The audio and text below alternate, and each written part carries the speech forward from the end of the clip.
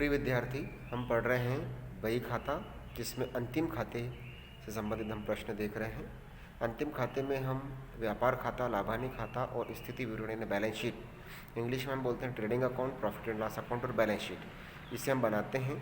ये अंतिम खाते बनाने के लिए हमें तलपट की सहायता लेनी होती है, जिसे इंग्लिश में हम ट्रायल बैलेंस बोलते हैं। तो यहाँ पर सामने हमें ट्रायल बैलेंस दिया हुआ है, जिसमें हमें दोनों ट्रायल बैलेंस का टोटल जो है 91,000 रुपये दोनों तरफ लिखा हुआ है। इस ट्रायल बैलेंस के डेबिट साइड में खर्चे, एक्सपेंसेस और संपत्तियां लिखी हुई है। क्रेडिट में यहाँ हमारे साइड में जितने भी लाइबिलिटीज़ हैं और बिजनेस की इनकम्स हैं उसको हम लिखते हैं।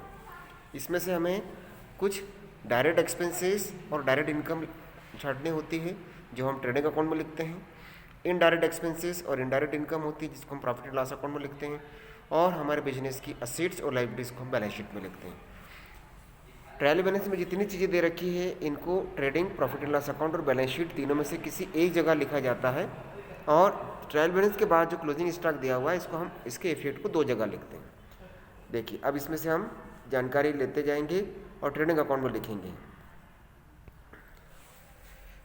देखिए, trading and profit and loss account, ये हम हेडिंग डालते हैं इसकी, for the year ending 31 December 2017।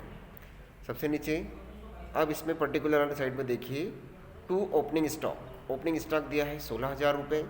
Purchase यहाँ 22,850 दिया है।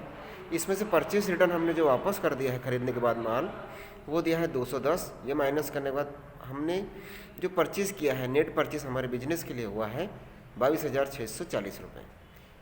क्रेडिट में आते हैं, बाय सेल्स 27,150। इसमें सेल्स रिटर्न दिया है 840 रुपये। ये माइनस करें तो 26,310 रुपये हमारा नेट सेल्स हुआ है। क्रेडिट में हम लिखते हैं क्लोजिंग स्टॉक, जो ट्रायल बैलेंस के बाद नीचे हमें दिया हुआ था 20,000 रुपये। अब टोटल लगाकर हम देखेंगे तो टोटल आ रहा है 46,310, 46,310 रुपये। और डेबिट साइड के जितनी चीज़ें, जैसे ओपनिंग स्टॉक और परचेज, इसको माइनस करने पर डिफरेंस आता है 7,670 रुपये। ये हो गया हमारा ग्रॉस प्रॉफिट। इसको हम आगे ट्रांसफ़र करेंगे प्रॉफिट एंड लॉस अकाउंट में। इसी के बाद आगे प्रॉफिट एंड लॉस अकाउंट शुरू हुआ है। तो बाय ग्रॉस प्रॉफिट BD हमने 7,640 रुपये लिखा। हमारे बिजनेस की अदर इनकम, डिस्काउंट रिसीव्ड हमने यहाँ किया है, वो आ गया। इनडायरेक्ट एक्सपेंसेस लिखेंगे, जिसमें डिस्काउंट अलाउड 360 रुपये, रेंट हमने पे किया है 500 rupees, salary and wages 2750।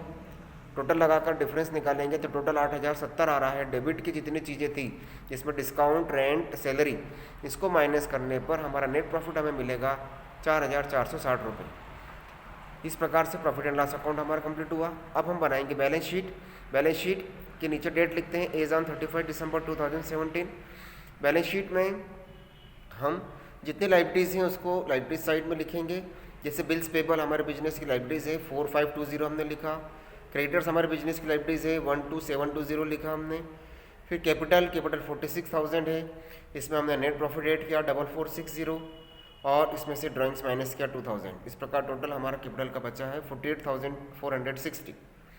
Assets में cash in hand 1180, cash at bank हमारे असेट्स है 11560, bills receivable 3200, sundry debtors 17160, closing stock 20,000 and office equipment यानी असेट्स है 12,600। टोटल देखें तो 65,700, 65,700 दोनों तरफ आ रहा है। इस प्रकार हमारी टोटल बैलेंस शीट मैच होती है। तो ये हम फाइनल अकाउंट में trading account, profit and loss account और बैलेंस शीट इस प्रकार से बनाते हैं। इसकी आप लोग तैयारी करें, अभ्यास करें, प्रैक्टिस करें। और ये फाइनल अकाउंट ही हमारे बिजनेस की सही पोजीशन उस व्यापारी को बताता है। इसी के हेल्प से व्यापारी कई आगे के लिए निर्णय ले पाता है। इसका अध्ययन अच्छे से करें आप।